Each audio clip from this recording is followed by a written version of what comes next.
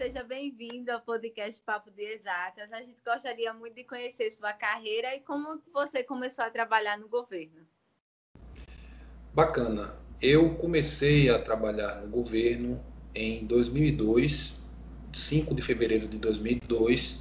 Eu tive o meu primeiro dia de trabalho como servidor público concursado do Departamento Estadual de Trânsito de Alagoas, ainda estudante de Ciência da Computação na Universidade Federal de Alagoas. Antes disso, tive algumas experiências na iniciativa privada, mas foram poucas.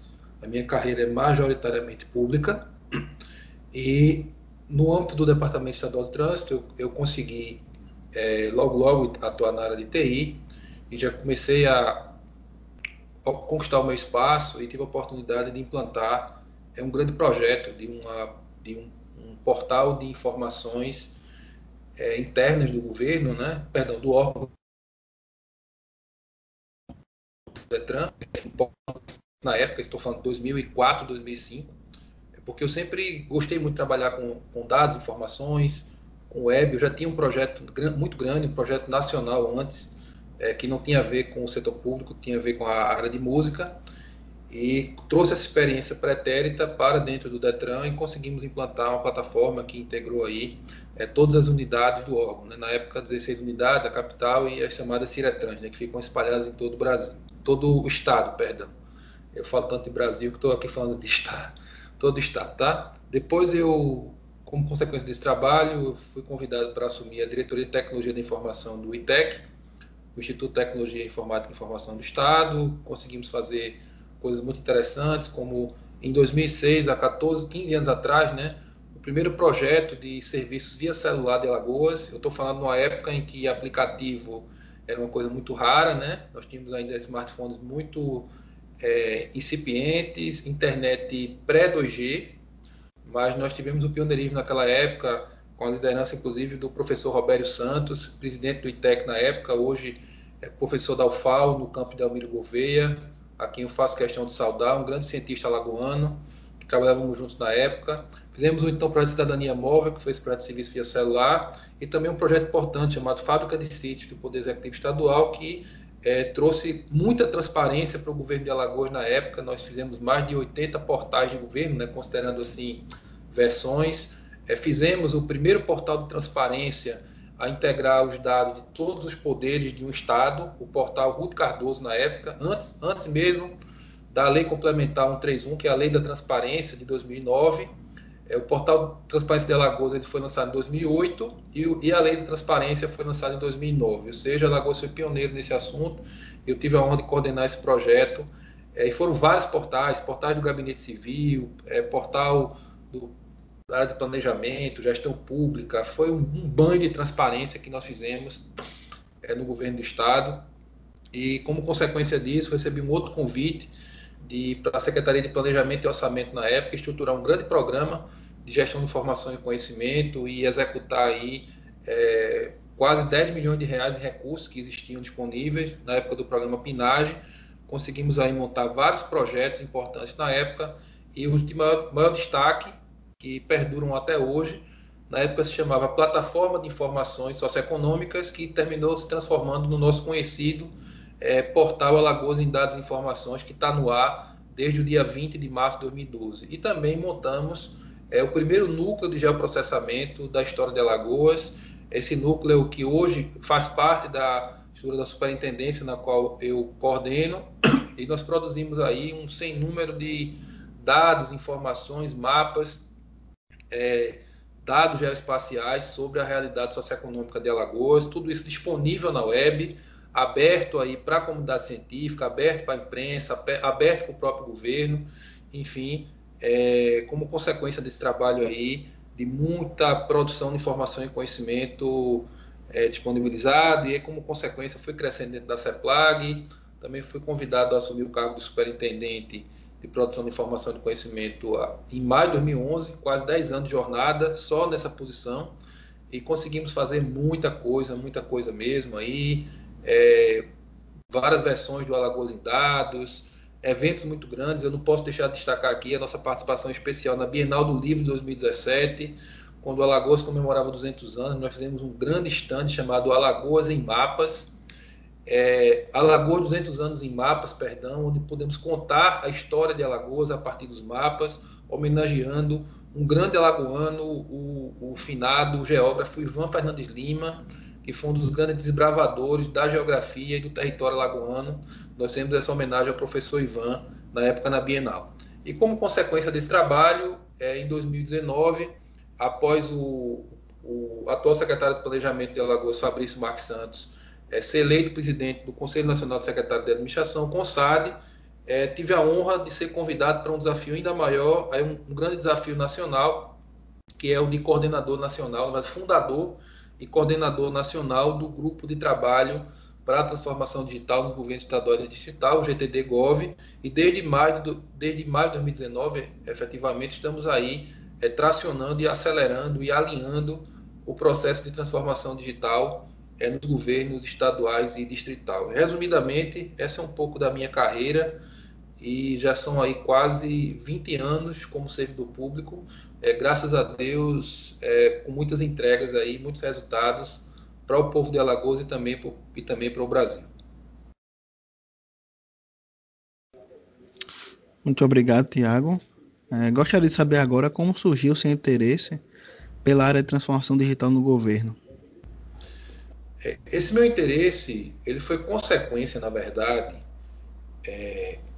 de um entendimento, de um aprendizado, na verdade, ainda enquanto estudante de graduação, sobre o potencial, né, do mundo digital para conectar pessoas, para compartilhar informações e conhecimento, para facilitar o desenvolvimento organizacional, facilitar a gestão, certo?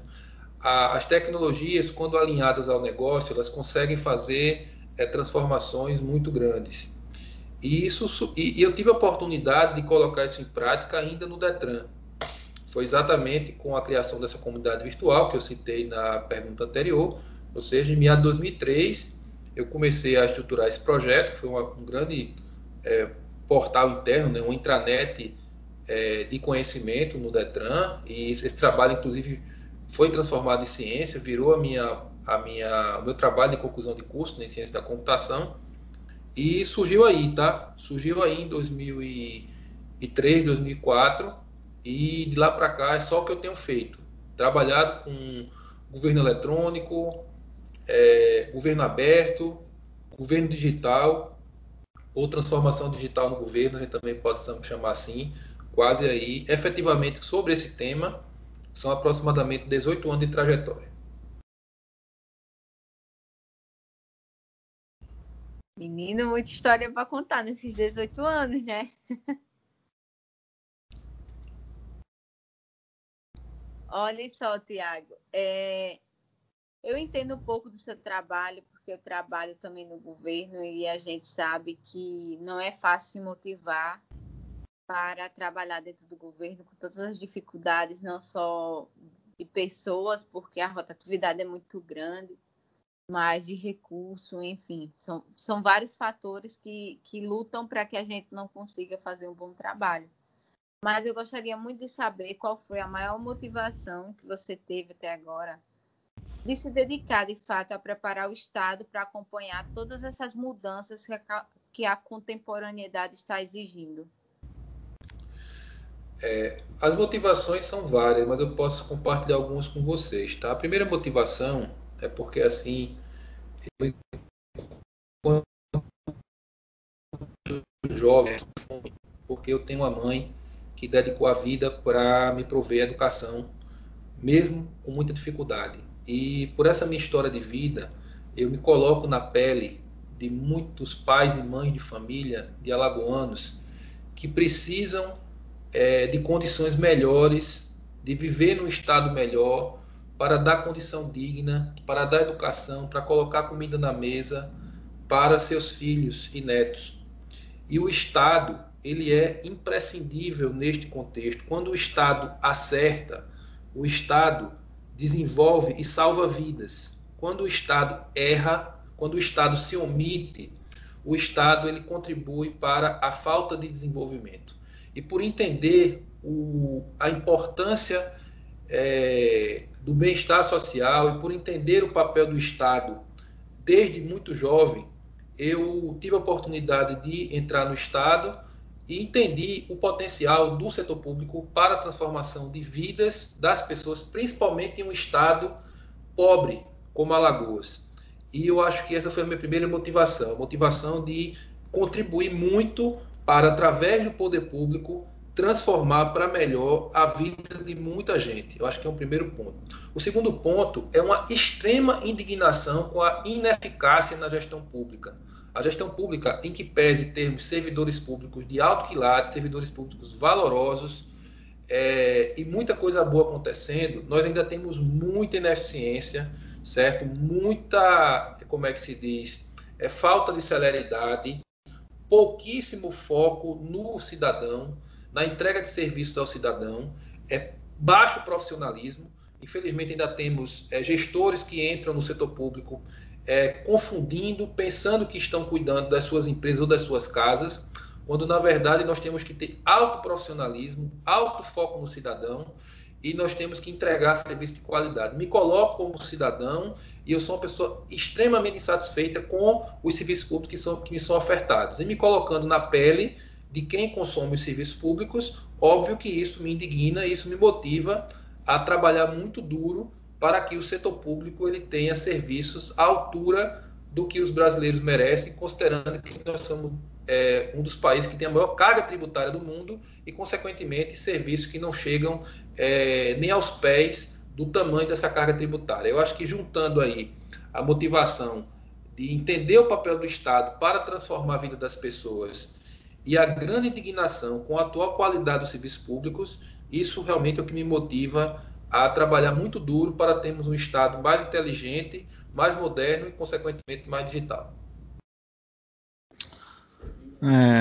Muito obrigado, Tiago, mais uma vez. E eu acho que um dos frutos dessa sua indignação foi o GTD Gov. Fala um pouco para ele sobre ele para a gente. Vamos lá. O GTD Gov ele é uma iniciativa conjunta do Conselho Nacional do Secretário de Administração, CONSAD, com a Associação Brasileira de Entidades Estaduais de Tecnologia da Informação e Comunicação, a ABEPTIC. E ele existe, na verdade, com a missão de acelerar a transformação digital nos governos estaduais e distrital. E por que ele surgiu? Porque nós temos uma federação muito complexa no Brasil. Nós temos um governo federal, nós temos 27 governos estaduais, 5.570 governos municipais, que têm uma dificuldade muito grande de articulação, de trabalhar de forma alinhada, de forma integrada. E por isso que a gente precisa, por exemplo, bater palmas para a existência do SUS. E o SUS é um sistema altamente complexo que consegue convergir toda essa heterogeneidade federativa do Brasil. Na área de governo digital, nós não temos um SUS, nós temos ainda muito desalinhamento, muita boa vontade, mas muitas vezes falta de foco, falta de prioridade, falta de clareza sobre o que realmente é a transformação digital. Em especial, em 2019, muito influenciado pelo relevante trabalho feito pelo governo federal, que é um trabalho que já vem sendo feito aí há 20 anos e que nos últimos 3 anos teve um destaque. Os governos estaduais estavam bem perdidos sobre o que era essa tal da transformação digital, muita gente confundindo transformação digital com tecnologia da informação, trazendo conceitos defasados, e o CONSAD recebeu essa demanda e logo procurou a ABEP para juntar esforços para que, em primeiro lugar, a gente tivesse um nivelamento conceitual e técnico sobre o que é transformação digital no setor público e o que não é, primeiro ponto. Segundo ponto, que a gente pudesse construir uma agenda comum de transformação digital para os governos estaduais, de tal maneira que a gente possa ter foco, otimização de energia, otimização de recurso público e algo super importante, que é o compartilhamento de recursos, em especial os recursos humanos. Por quê? Fazer transformação digital não é uma tarefa simples. Fazer transformação digital no setor público é uma tarefa menos simples ainda. E nós temos poucos quadros no Brasil com esse nível de conhecimento, com esse nível de preparo para poder acelerar a transformação digital no setor público. E é praticamente impossível replicar esses quadros nos 27 estados do Brasil. Por isso, o melhor caminho foi compartilhar quadros técnicos, compartilhar conhecimento, criar, na verdade, um grande movimento com peso técnico e político para que a gente possa aí realmente movimentar e pautar, né, essa agenda da transformação digital nos estados, e os resultados, felizmente, foram muitos, e eu posso responder para vocês nas próximas perguntas.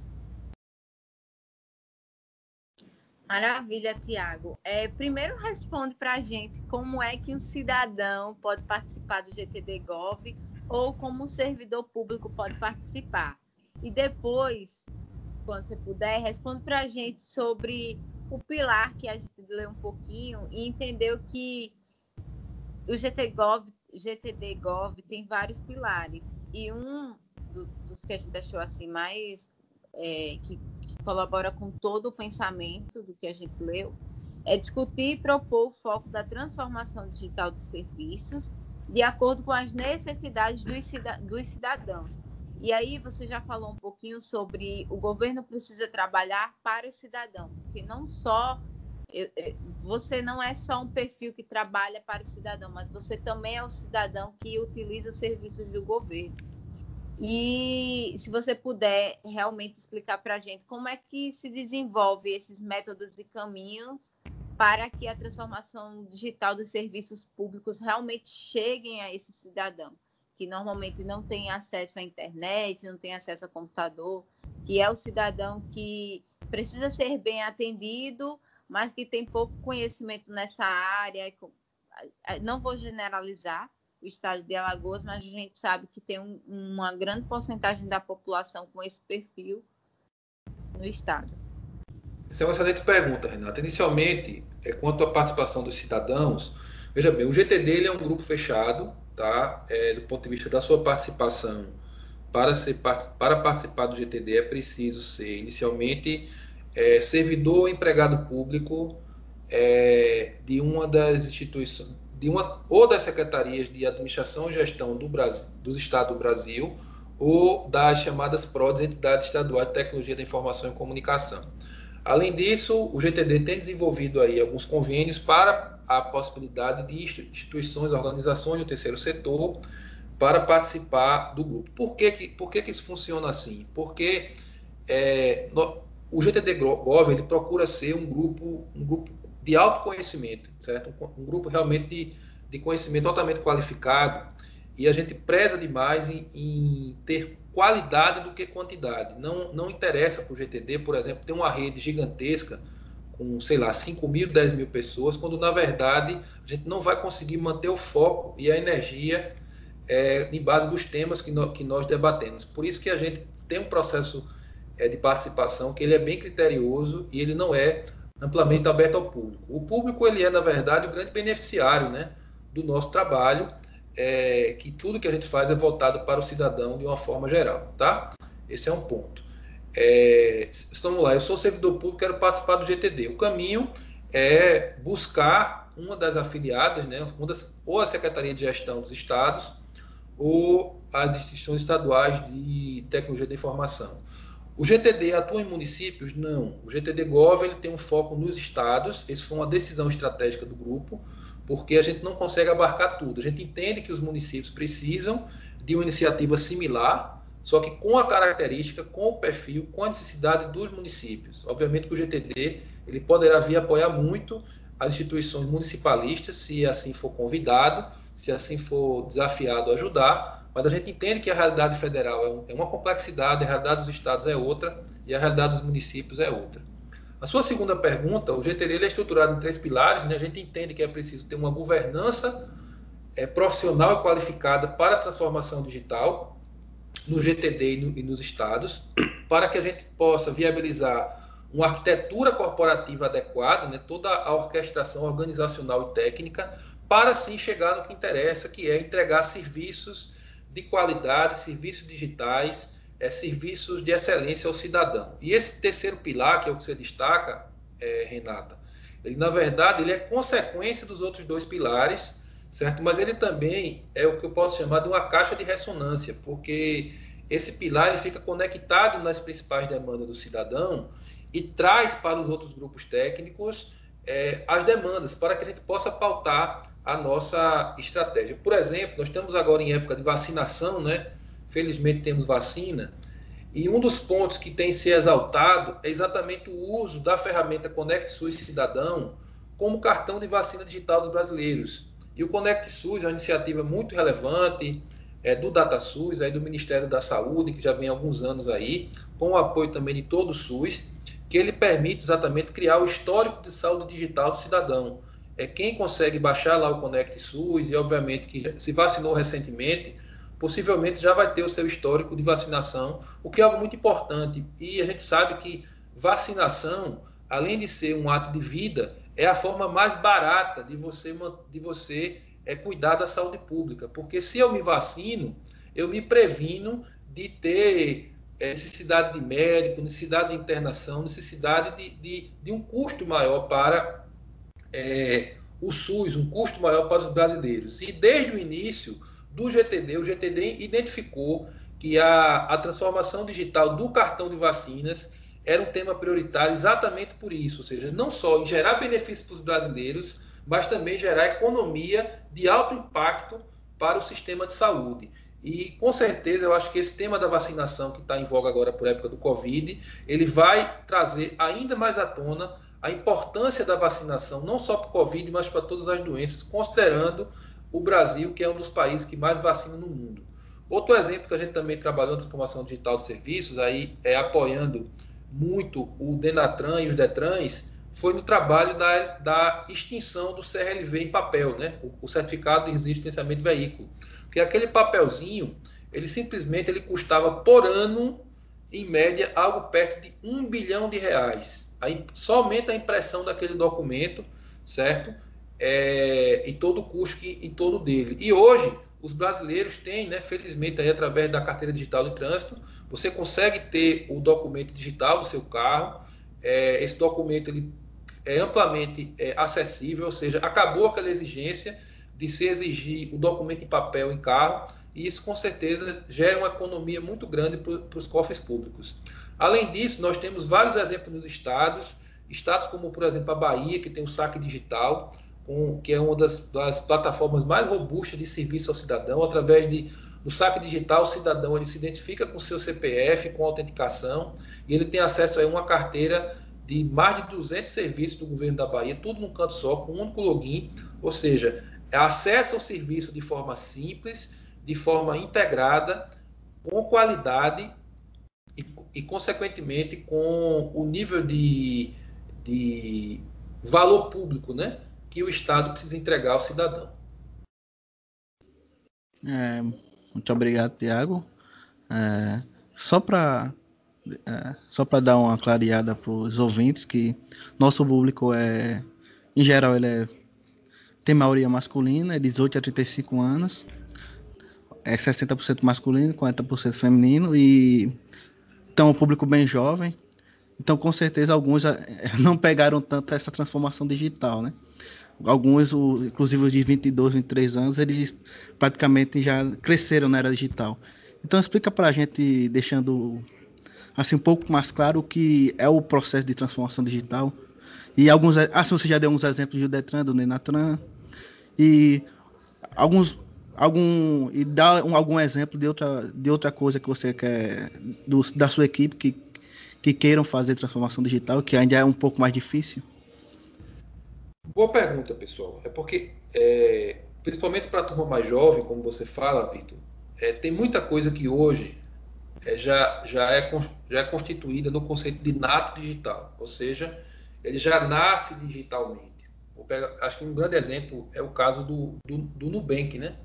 O Nubank é um banco que nasceu digital, o Nubank não tem agência, todas as operações são feitas pelo aplicativo, né? Seja para você receber dinheiro, para você pagar a transação, e você tem uma qualidade de serviço, uma praticidade muito grande. Só que, antes da era nato digital, nós temos um sem número muito grande de processos, organizações, serviços que não eram digitais. E esses serviços precisam vir para a era digital.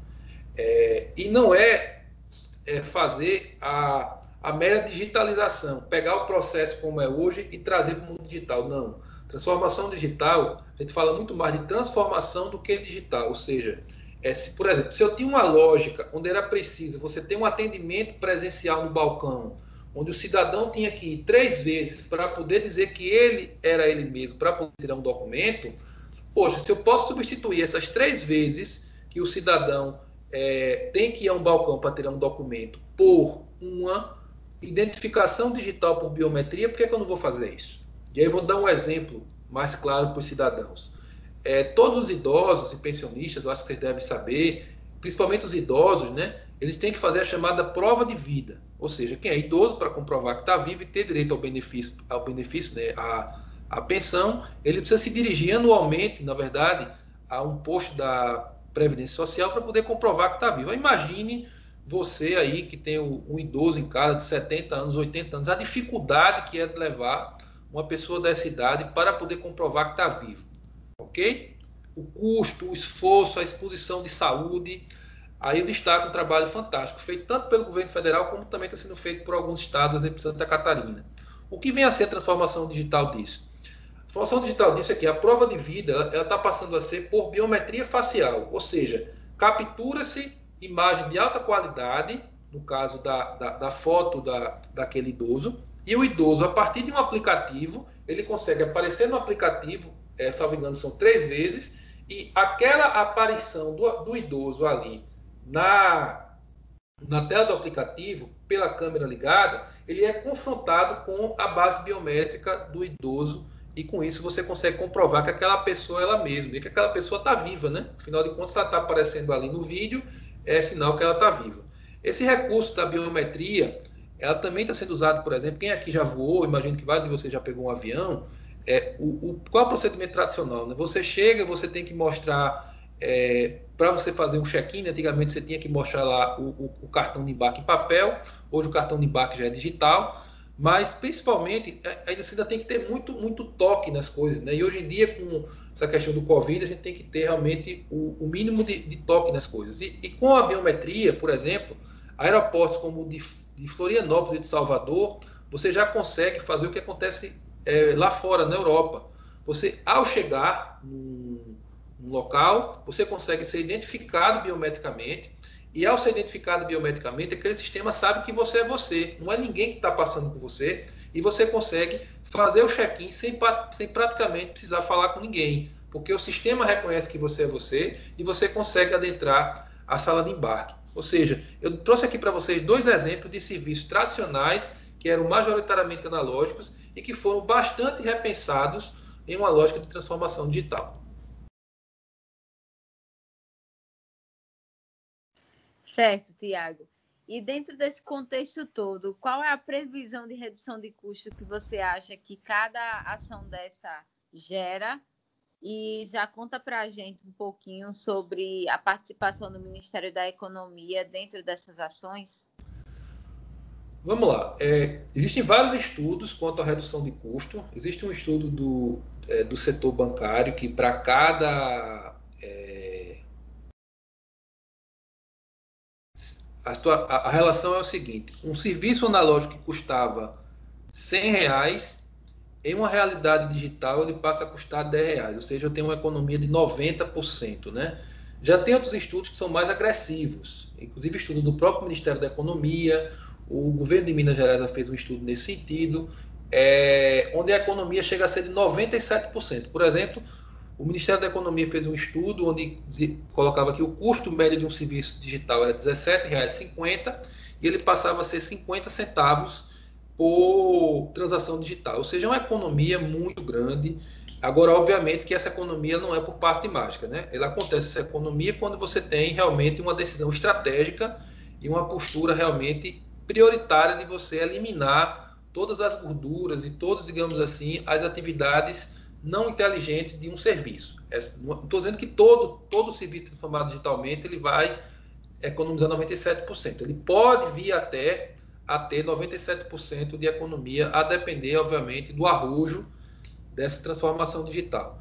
Bem, o Ministério da Economia tem feito um trabalho relevante na transformação digital em nível federal. O Ministério da Economia ele não atua no GTD-Gov, porque o GTD-Gov é uma ação estadual. Entretanto, nós compartilhamos conceitos, compartilhamos entendimento, e eu posso dizer que o Ministério da Economia faz o trabalho na esfera federal, nós fazemos na esfera estadual, mas ambos convergindo para uma mesma direção, que é ter um país, um Brasil mais digital, mais confiável, mais inteligente e mais seguro para os cidadãos brasileiros. Maravilha, Tiago. Gostaria de agradecer mais uma vez a sua presença. E para encerrar, a gente sabe que no Brasil, o brasileiro em geral ele tem certo medo, né, de avanços tecnológicos, de transformação digital. Por exemplo, lá no IMPA, eu conheço o cara que trabalha há 33 anos, o Dion, com a tecnologia de lá, né? Por exemplo, ele falou que quando foi botar a internet a cabo, teve reunião, tinha gente que não queria. Isso a gente fala 30 anos atrás, né? E a gente sabe que o brasileiro é meio receoso para essas coisas. Então eu gostaria que você deixasse um recado e falasse o que você gostaria de dizer para essas pessoas e falasse também sobre o que a transformação digital tem a oferecer de melhor para o povo brasileiro. Bem, eu tenho duas frases que eu respondo a tua pergunta, Vitor. O primeiro é o seguinte: eu acho que é bacana quando a gente é amigo da mudança. Porque a mudança é a única certeza da vida. Aí eu faço uma brincadeira. A única coisa que não muda, muitas vezes, é o lugar do cobrador e do motorista. Né? E até o cobrador tá passando por processo de mudança. Né? Tem muitos ônibus aí que você não tem mais a figura do cobrador. Mas a mudança, ela é inevitável. E é bacana a gente ser amigo da mudança. Porque quando a gente é amigo da mudança, a gente consegue se beneficiar do melhor que a mudança nos traz.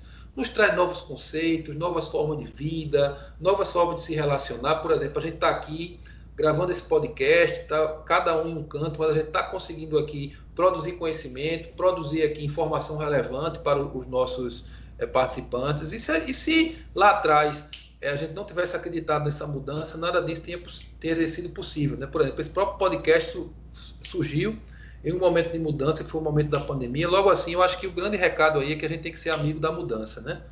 E aí, sendo amigo da mudança, a gente consegue se beneficiar de todos os benefícios que essa transformação inevitável acontece. Tem outra frase de um amigo meu chileno que ele fala o seguinte, que tudo o que há de ser robotizado será robotizado. E eu acredito muito nesta frase, ou seja, o que ele está dizendo? Que não haverá espaço para que seres humanos fiquem envolvidos em atividades repetitivas. Porque nós, seres humanos, nós não fomos feitos para fazer atividades repetitivas. Nós fomos abençoados com um cérebro que nos permite pensar, raciocinar, criar, por exemplo, produzir 5 vacinas em menos de um ano. É para isso que o cérebro humano foi feito. Não para ficar carimbando a mesma coisa todo dia, ou grampeando papel, ou fazendo atividade repetitiva. Tá? A transformação digital ela vai atacar as atividades repetitivas, com certeza, certo? E a grande recomendação que eu faço é que a gente procure desenvolver exatamente a economia criativa, procurar entender que a mudança é inevitável, que a automação de rotinas ela vai acontecer, mas se a gente entende e aceita isso como uma verdade, a gente consegue trazer isso como uma grande vantagem, né, para as pessoas. Né?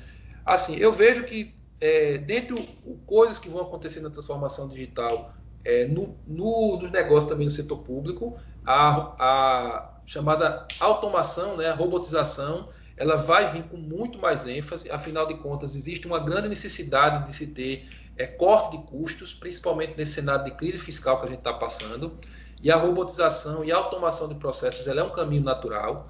Acredito muito nessa questão das tecnologias touchless, ou seja, tecnologias como identificação biométrica, para que a gente possa dar mais agilidade à vida das pessoas. Isso já está sendo usado em check-in de aeroportos, essa questão dos check-ins aí para identificação das pessoas, para pedágios, entre outras coisas. Acredito muito no crescimento dos dispositivos móveis ainda mais, tá? Vamos ter cada vez mais dispositivos aí com o crescimento da internet das coisas.